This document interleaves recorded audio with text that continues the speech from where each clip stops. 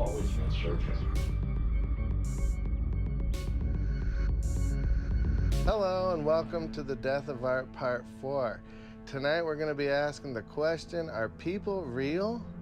You see, a lot of people are walking around thinking that the other humans around them are clones or robots or part of a simulation. And they appear when they enter the room and disappear when they leave the room. Or that the celebrities are clones or been replaced with robots. This is what we're working with in the world today, and so we're going to take a look and see what they have to say for themselves.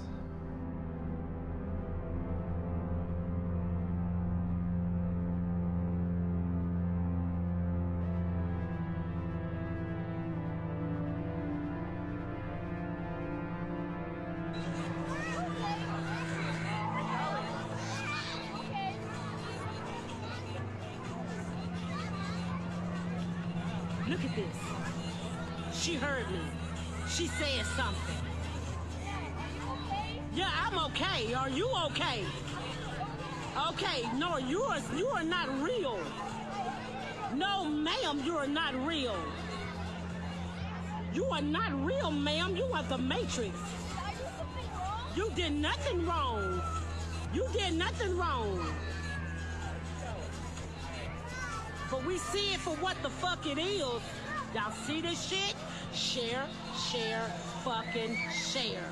Share, share, fucking share. Cause see, now she finna call security on me. She's finna call to try to get security, get security, get me up out of here because I see this shit for what it is. So this lady, she's not having it.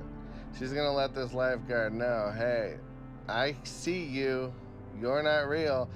She really believes that like the Matrix powers are being used to power this lifeguard at this weird white trash swimming zone.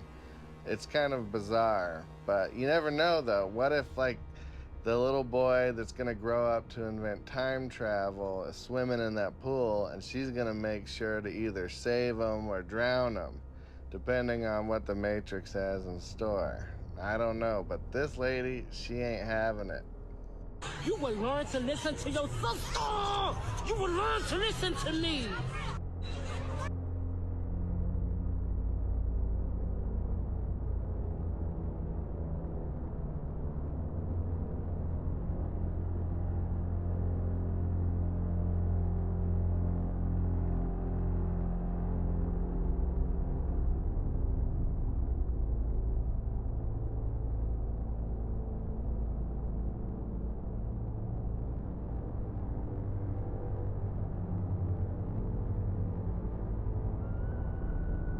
Wow, you can't really get anything past this girl who posted this video, you know?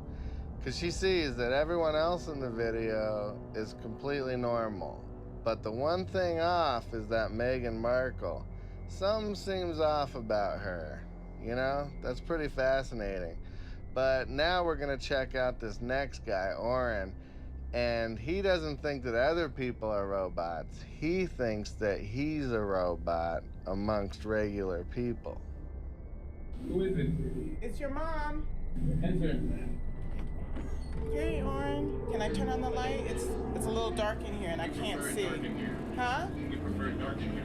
My son, Oren, thinks he's a cyborg from the year 2050. Mother, Just come down. you are Just come disturbing our down. operations. We are receiving Just come programming. down. We are watching video. We are learning Learning what? about the future.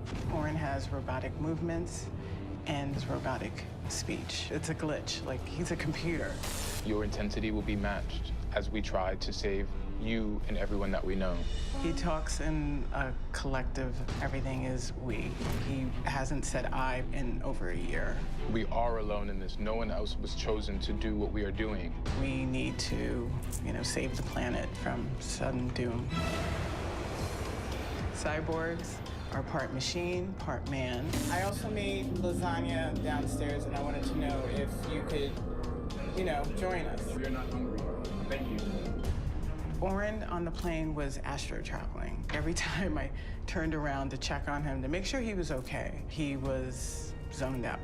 Astro traveling is where he travels to another dimension where he gets instructions from the higher beings. To me, it looks like he's sleeping.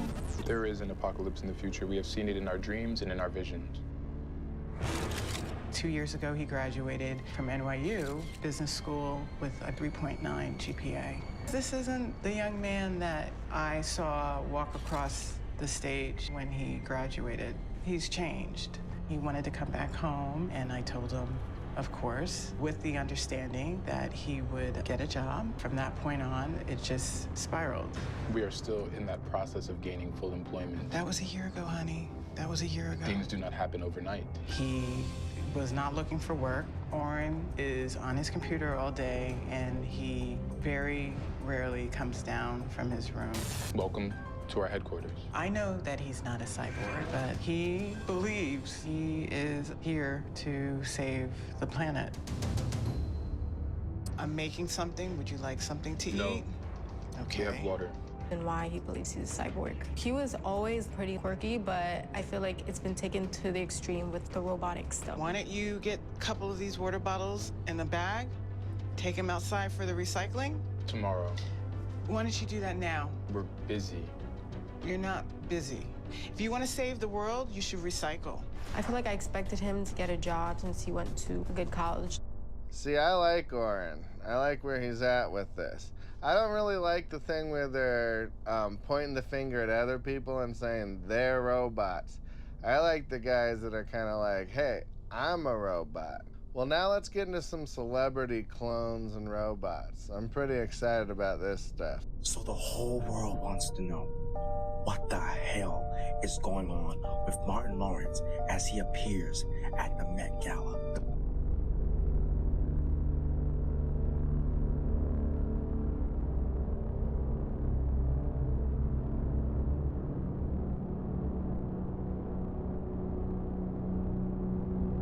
First off, let's state the obvious.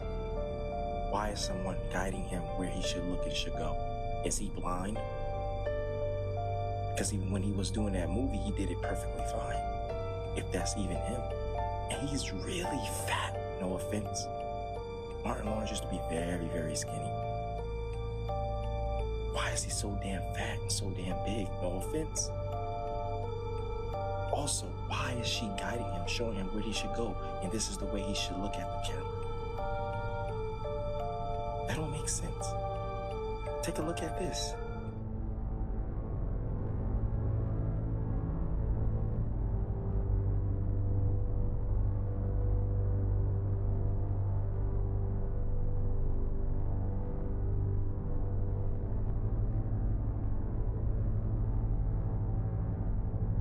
Why is he moving so damn slow? Do you see how slow he's moving? Look at Will Smith and how he's moving. Look at how fast and excited Will Smith is. And look at Will Smith's hairline. That shit is crisp, clean. I don't think that's Will Smith either. I'm telling you guys. I don't think that's Will Smith either. But people has been curious to why the hell Martin Lawrence always look like a robot. He really do. He really do look like he don't have a soul. That don't even really look like him. Why is he moving so damn slow? See, this is what scares me about some of the young people today. I don't think they're used to seeing people get old. I don't think they get the concept that when they're watching Netflix and they're watching the show Martin, that's an old show. And now they're looking at Martin, 30, 35 years later, and he suffered a stroke, and you tend to put on a little weight when you get older. If you remember earlier this year, the cast of Martin would make an appearance at the Emmy Awards. There, Martin was accused of slurring his words when reading the teleprompter, as well as his overall look. Like when I was a kid and I watched I Love Lucy, I understood that when I saw her in the late 80s that she had aged quite a bit. I didn't assume she was a robot. Allegations of Martin Lawrence being a clone after dying from stage 3 lymphoma are finally confirmed.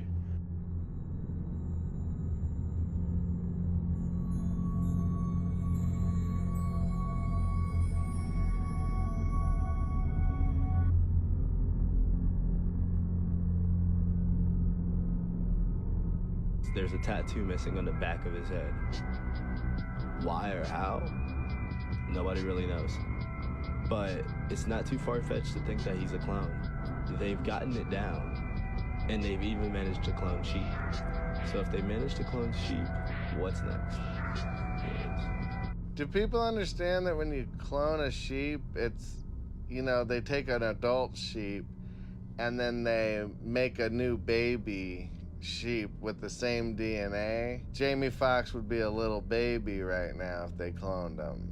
It wouldn't be the same age. It's not like a machine where you like put him in and hit the button and a bunch of steam comes out of the machine and then the door opens and the fog dissipates and then there stands the new Jamie Foxx, except for his head's a little misshapen. It's not perfect, you know. His head is a little misshapen. They may have forgot the tattoo. No clone, no clone. We out here at Ribs in LA right now. No cloning. It's real. You know what I mean? You know, somebody was talking about I'm cloned. Well, check this out. There is a requirement that is the tiniest fraction of that person's soul that has to be attached to the physical body so that the cells duplicate beyond 32 or 64 or what it is. So there's a limitation. They won't grow past that if there isn't some piece of a soul in there.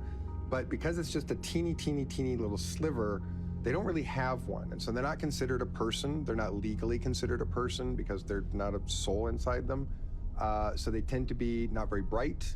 They tend to be very undisciplined. They tend to be very difficult to train if you're trying to train a clone to actually fight. That's why we ended up abandoning clone armies, because they're a horrible idea. I like these guys because they add a lot of validity to the situation, where this guy talking, he's a Marine, and he was a captain, and so you know you can trust him when he tells you that his body is a clone, but his soul has stayed inside of him, but his body has been replaced multiple times because it keeps getting old, you know, or beaten up or broken.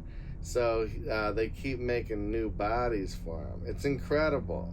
But a clone is basically just a copy. Now, if in my case, this is not my original body has been destroyed, and because it was beat up and bruised and old so many times that they had to give me a young one and put me back.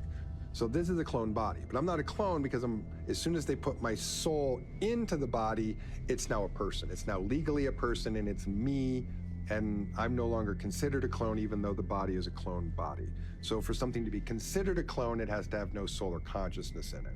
If you take a clone and you put somebody in it, all of a sudden it's now classified as a person and it's no longer a clone. All right. So explain to me about clones and how, you know, that all fits into place. Is there a soul, a spirit, a consciousness, and how do they do that? At first, we need to define what is a soul. A soul seems to be a container that collects all the experiences that an individual consciousness unit collects over several lifetimes, over several other experiences. So, and a soul seems to be something that at one point of evolution of an individual is growing, or it's something that starts somewhere. So not every being has a soul, but it can develop a soul at one point. And it seems that creating or developing a soul is fairly close connected to developing an I consciousness, which is where the collection of I as an observer starts. And that seems to be the initial moment where a container or soul, you know, starts to grow. And from every life period and whatever experience an I has and collects, it all went to the soul container and gets integrated into that. And from that point, decided on where a soul or an individual goes in their spiritual evolution. So if I'm growing a person and making a clone, or if I'm 3D printing a person, we didn't get into that yet, how does this energy from source, or the soul, or Yeah. You know, the consciousness enter.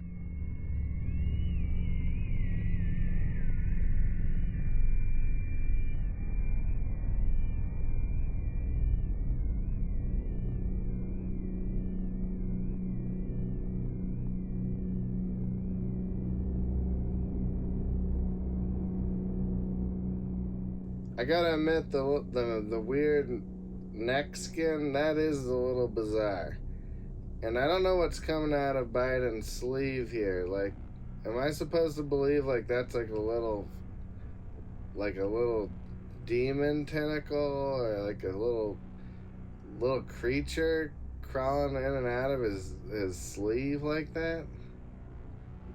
This one actually does concern me.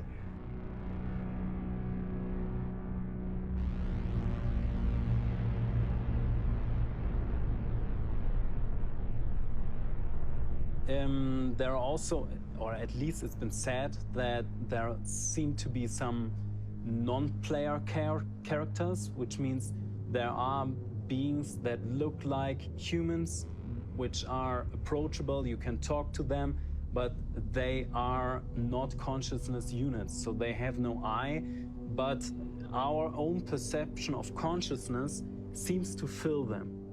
The other thing is that invocation or bringing a soul to an individual or whatever is something that could be done. So if when Randy is talking about clones having no soul, and if you put in the effort and the energy, then my soul and my consciousness could raise a soul in any other being as well.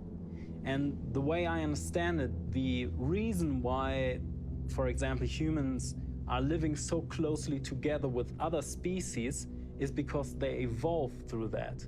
So if you have, for example, and I know how bad the situation, for example, in some zoos on this planet is, I don't think that's the best habitat for any species, but if you have elephants in zoos that are closely in relationship to humans, they, for example, develop an I awareness, which means when you do an experiment on the ego of elephants, you put, for example, something there and you put like a dot on their face and you have a mirror, they automatically know, oh, that's me in the mirror, and they're gonna wipe off whatever color you put on.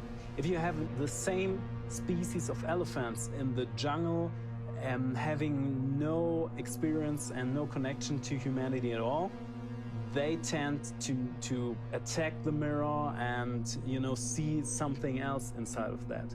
So being close together for species can be benevolent to them. So they raise their I consciousness and they... This guy's incredible because usually an accent like that would make you sound like really smart, like you really know what you're talking about. Create a soul. So if you have like a pet, like a dog or something that you love and you connect to the dog a lot, then this dog totally benefits from that. The soul of the dog benefits from that, and the I consciousness of the dog benefits from that. And you know, maybe the dog, when it dies, it has so many experience about humans, you know, opening all the tins and giving food, which the dog, you know, it cannot do that on their own. So maybe the soul feels inspired in the next evolutionary step that it gets integrated in humanity. It becomes, for example, a human and makes this experience to open their food tin for themselves. Right. It seems like a holographic thing that's being holographically from you to me to Randy to the clone over here. Human clones, complete biological duplicates. Could they soon be living among us? According to some researchers, they already are. Multiple whistleblowers have testified that human cloning was developed by highly classified black-budget military projects. Since '38, we've been making clone people. Could some of your favorite entertainers have been secretly replaced with clones? What about politicians or world leaders? Welcome to a brave new world of human cloning. Okay, so I'm not like a huge Hillary Clinton fan, but she clearly just got older and put on a little weight. That hardly warrants believing that she's now a clone. Taking a picture from over 20 years ago and then comparing it to a modern day picture. Some of these people ain't real people. They're not real. They are demons. When you cast a movie, what do? You cast all these extras, don't you? To fill in the background. Those are the backdrop people. And when I go into a crowded airport now, I'm thinking, oh boy, look at all the backdrop people I've just created. The backdrop people are not real. They're not real people. They're not anything. They are energy. Now, the people in your life, those are real. Those are the ones that are on the evolutionary path. We have come in to evolve, to grow, to learn lessons, to reincarnate.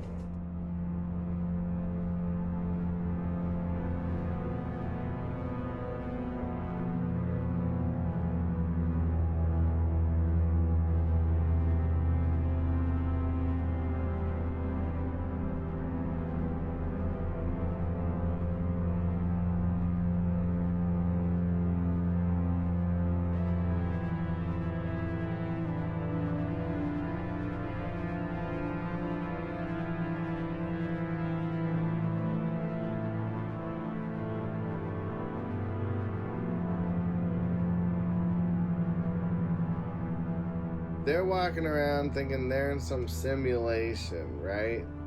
And all they're doing is hanging out in their pajamas all day, making TikTok videos, sitting in their room and jacking off, eating poorly, spending hours watching celebrity news. You know how bizarre that would be to think that you're the only real person in this reality, but you're still gonna watch to see what Kim Kardashian's doing and spend hours of your time here in your simulation watching movies and playing video games. Bro, I be trying to tell niggas, we live in a video game world, bro. Half of these niggas ain't even real people, bro. Watch this. You know that, though.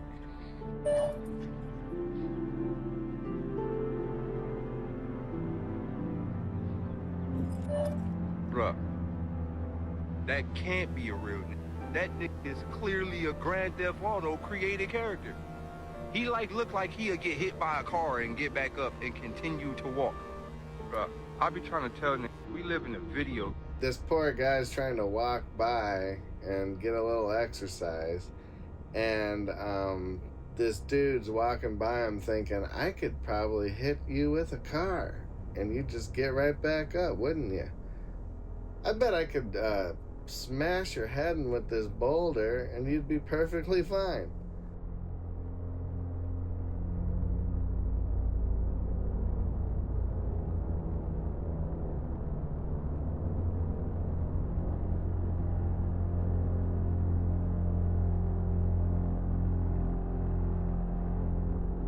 So it must be that they forgot to put in all the fake people that day, and he's there to get his flight, and then somehow in the simulation they forgot to fill it up with people. Well, if there's any more questions that you may have about what the simulation is, I think this next clip will answer it for you. We're living in a simulation. I believe that we're living in a simulation. I don't understand it. I don't understand when people say we're living in a simulation. I have no idea what they're talking about. So, if you understand that we're still talking about a creation, right? So we believe, most people believe that we're living in a created universe. I happen to believe so because when I look at the science, the quantum physics proves to me that someone or something created this. This isn't just pop up out of the blue and just, hey, here we are. There's a universe with people in it. So, if you look at the quantum physics and what's been done recently in laboratories, scientists were able to do something incredible. They created an 8th-dimensional quasi-crystal. Now, this 8th-dimensional quasi-crystal it gave them a glimpse into understanding the third dimension, and this is how. When they position it in a particular angle, it created, excuse me, when they positioned it in a particular angle, it created something called a fourth dimensional quasi-crystal.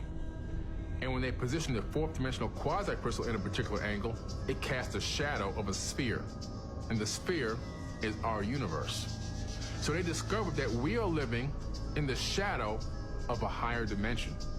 In other words, the angle of a higher multidimensional quasi-crystal potentially could be what has created this gigantic sphere we call our universe. You see, this guy would rather focus on a eighth dimensional quasi-crystal and instead of saying like, hey, I believe in God.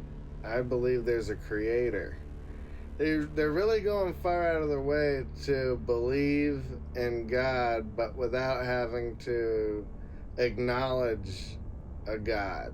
Knowing this, you know, their lives haven't seemed to like change very much. They're still sitting in like a weird bar setting with a bottle of Grey Goose vodka in the background. Like, they look like they're at an empty Cheesecake Factory bar. Well, this brings us to the end of part 4 of The Death of Art. And some final thoughts, I think, for me are, I'm not really too scared or taken aback at the thought of shifting into other realities, living in a world with indigo children. That doesn't really freak me out, where like your children are gonna explain to you what happens when you die, and aliens, motives, and behaviors. The thought of living with a bunch of simulated people, cloning Dave Chappelle and Martin Lawrence and actors, that doesn't scare me. What scares me is the people that believe this stuff.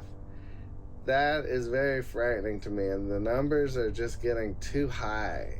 You know, each of these videos has like 60,000, 25,000 likes and all these comments, and I think that's really what gives me nightmares, is thinking that I have to stand in line with these people.